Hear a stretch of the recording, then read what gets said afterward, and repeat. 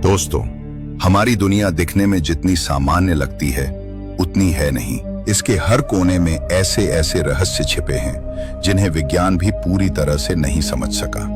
कभी गहरे समुद्र में दबे शहर, कभी रेगिस्तान में खींची गई रहस्यमयी आकृतियां, तो कभी हजारों साल पुराने ऐसे पत्थर जिनका आकार बिल्कुल मशीन से बना हुआ लगता है। आज की इस रोमांचक यात्रा में हम आपको लेकर चलेंगे दुनिया के 10 सबसे अजीब और रहस्यमयी रहस्यों की ओर। ये सफर आपको इतिहास की गहराई, विज्ञान की सीमाओं और कल्पना की उस दुनिया तक पहुंचाएगा जहां सवाल बहुत हैं लेकिन जवाब बहुत कम। और हां, मैं हर रहस्य को आपको इतनी सरल भाषा में बताऊंगा कि आपको लगेगा जैसे आप खुद वहां मौजूद हों।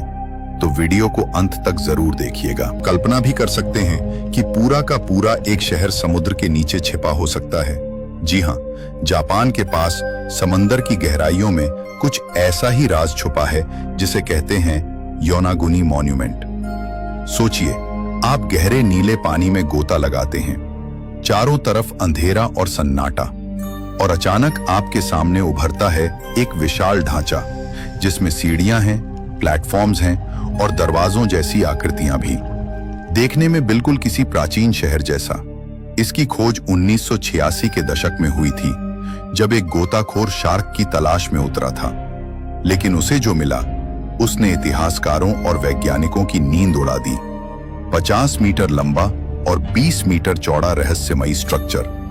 अब सवाल यह है, क्या ये प्राकृतिक चट्टानें हैं या फिर किसी खोई हुई सभ्यता का डूबा हुआ शहर? सबसे दिलचस्प बात यह है कि जब भी गोताखोर इस जगह के पास जाते हैं तो उनके इलेक्ट्रॉनिक उपकरण जैसे कैमरे और कंपास अचानक काम करना बंद कर देते हैं। लेकिन सबसे बड़ा रहस्य यह है कि वैज्ञानिकों के अनुसार यह संरचना करीब 11,000 से 12,000 साल पुरानी हो सकती है।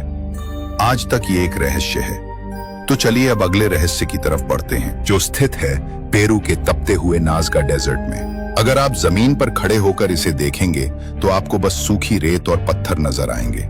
लेकिन जैसे ही कोई आसमान से नीचे की तरफ देखते हैं तो रेगिस्तान अचानक बदल जाता है एक विशाल कैनवस में, जहां फैली होती हैं सैकड़ों रहस्यमयी आकृतियां। यहां आप देख सकते हैं बंदर की आकृति, विशालकाय हमिंग बर्ड, मकड़ी, कुत्ते, हाथ फैलाए हुए इंसान जैसी आकृतियां और कई ज्योमेट्रिक डिजाइन जो मीलों तक फैले हुए हैं। कुछ लाइनें इतनी लंबी हैं कि सीधी नजर आती हैं जैसे किसी ने लेजर से खींच दी हों। दोस्तों, सोचने वाली बात यह है कि ये डिजाइन करीब 2000 साल पहले बनाए गए थे और ये इतने बड़े हैं कि इन्हें पूरी तरह देखने के लिए आपको हजारों फीट ऊपर जाना पड़ेगा। लेकिन उस समय न तो कोई ड्रोन था, न एयरक्राफ्ट, न ही सैटेलाइट। तो आखिरकार उन लोगों ने इतनी परफेक्ट आकृतियां कैसे बनाई होंगी? आज भी इनका असली उद्देश्य रहस्य ही बना हुआ है। दोस्तों, अब अगला रहस्यमय पड़ाव है इंग्लैंड का सॉल्सबरी प्लेन, जहां की हरी भरी जमीन के बीच खड़े हैं रहस्य से भरे विशाल पत्थरों के घेरे, जिन्हें दुनिया स्टोनहेंज के नाम से जानती है। जरा सोचिए, हर पत्थर का वजन लगभग 25 टन है और ये पत्थर यहां से करीब 240 किलोमीटर दूर वेल्स से लाए गए थे।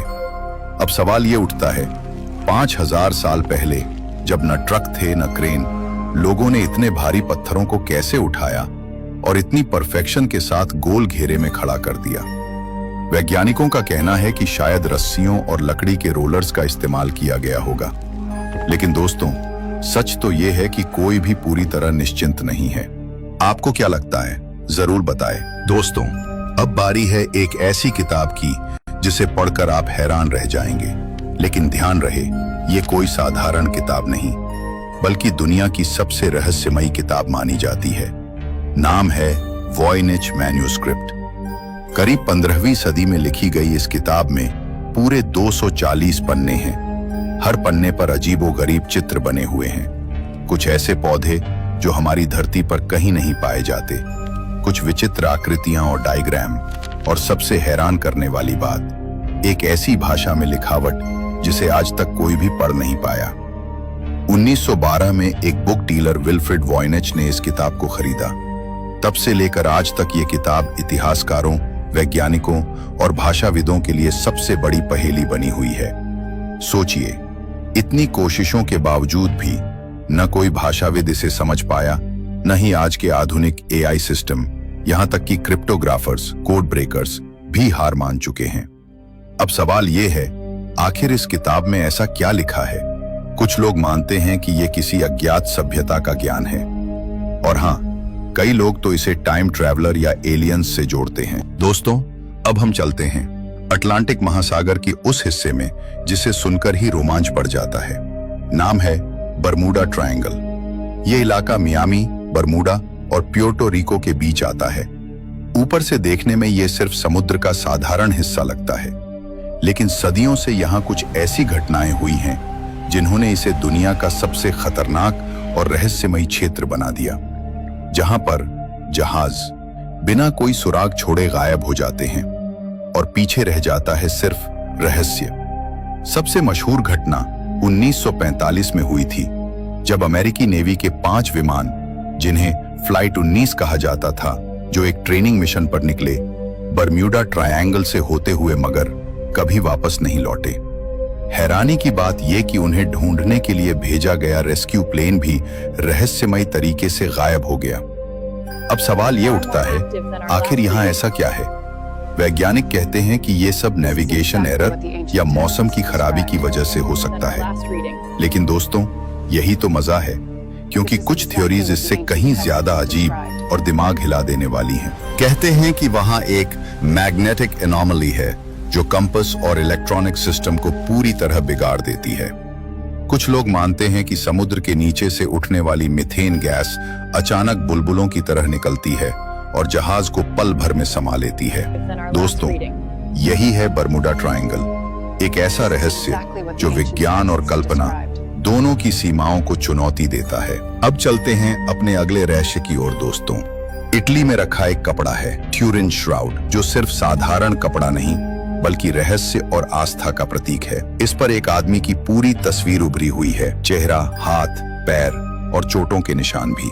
लोग मानते हैं कि ये वही कफन है जिसमें जीसस क्राइस्ट को दफनाया गया था। वैज्ञानिक रिसर्च में ये छवि बिना किसी पेंट या रंग के बनी मिली। कुछ कहते हैं कि ये किसी अज्ञात रेडिएशन की वजह से है, तो कुछ इसे चमत्कार मानते हैं।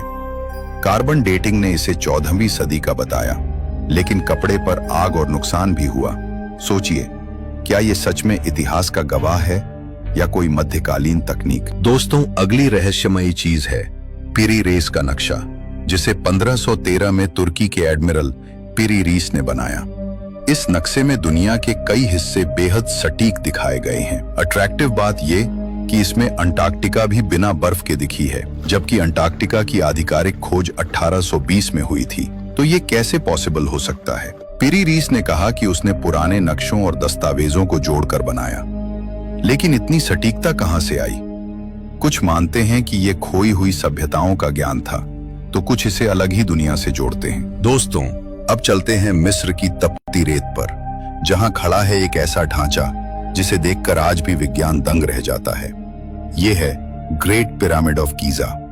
करीब 4500 साल पहले बनाया गया यह पिरामिड दुनिया के 7 अजूबों में से एक है। सोचिए, उस दौर में न मशीनें थीं, न क्रेन, ना तो आधुनिक तकनीक, फिर भी लाखों पत्थरों को काटकर और तराशकर इतनी परफेक्शन से रखा गया कि यह पिरामिड आज भी मजबूती से खड़ा है। हर पत्थर का वजन कई टन है। कुल मिलाकर लगभग 23 लाख पत्थरों से यह विशाल ढांचा तैयार हुआ, और इसकी अलाइनमेंट इतनी सटीक है कि ये चारों दिशाओं, उत्तर, दक्षिण, पूरब, पश्चिम से लगभग बिल्कुल मेल खाता है। मगर इतनी विशाल संरचना को इतनी परफेक्शन से खड़ा करना वाकई इंसानी समझ से परे लगता है। अब चलते हैं अगली रहस्य की ओर।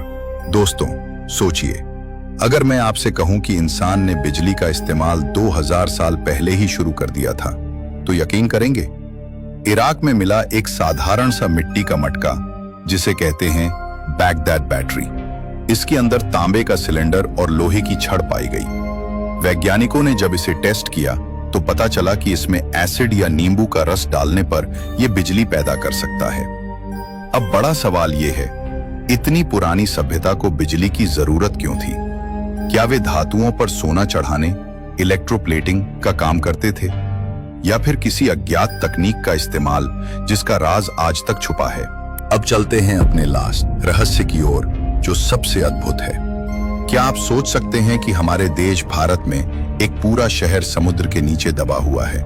हाँ, ये वही शहर है जिसे हम सभी पौराणिक कथाओं में पढ़ते और सुनते आए हैं, भगवान श्री कृष्ण की द्वारका। महाभारत और भागवत पुराण में वर्णन है कि द्वारका एक बेहद भव्य और उन्नत शहर था। कहा जाता है इसे खुद विश्वकर्मा ने कृष्ण जी के लिए बनाया था। इस शहर में 900 से ज्यादा महल थे। हर महल सोने, चांदी और कीमती पत्थरों से सजा हुआ। चारों ओर चौड़ी सड़कें, विशाल द्वार और समुद्र के किनारे बसा एक दिव्य नगर। लेकिन महाभारत युद्ध के बाद एक भविष्यवाणी सच हुई। जब कृष्ण इस धरती से जाएंगे तब द्वारका भी समुद्र में समा जाएगी। और सचमुच कृष्ण जी के निधन के बाद धीरे धीरे पूरा शहर समुद्र की लहरों में डूब गया। अब सवाल उठता है, क्या द्वारका सिर्फ एक पौराणिक कहानी है या फिर वाकई समुद्र के नीचे ऐसा कोई शहर मौजूद है? 1988 में भारतीय पुरातत्व विभाग ASI ने गुजरात के ओखा मंडल तट पर समुद्र में गोता लगाकर रिसर्च की और जो मिला उसने सबको चौंका दिया। गोताखोरों को समुद्र की तलहटी में विशाल दीवारें, पत्थर के ब्लॉक, स्तंभ और मंदिर जैसी संरचनाएं मिली। वहां मूर्तियां, चाक पर बने बर्तन और आभूषण भी पाए गए। रेडियो कार्बन डेटिंग से पता चला कि ये अवशेष लगभग 9000 साल पुराने हो सकते हैं। कुछ इतिहासकार कहते हैं कि ये बस एक प्राचीन व्यापारिक बंदरगाह हो सकता है, लेकिन दूसरी तरफ कई पुरातत्वविद मानते हैं कि ये सचमुच महाभारत काल की द्वारका है। एक बात तो तय है, द्वारका चाहे मिथक हो या इतिहास, आज भी ये भारत की सबसे रहस्यमयी और चमत्कारिक कहानियों में से एक है। आपको क्या लगता है? हमें कमेंट में जरूर बताएं। तो दोस्तों, अगर आपको ये रहस्यमयी कहानी रोचक लगी और आप चाहते हैं कि हम ऐसे ही और भी अनजाने राज आपके लिए लेकर आएं, तो हमें कमेंट में जरूर बताइए। आपका एक कमेंट हमें अगला पार्ट बनाने की सबसे बड़ी प्रेरणा देता है।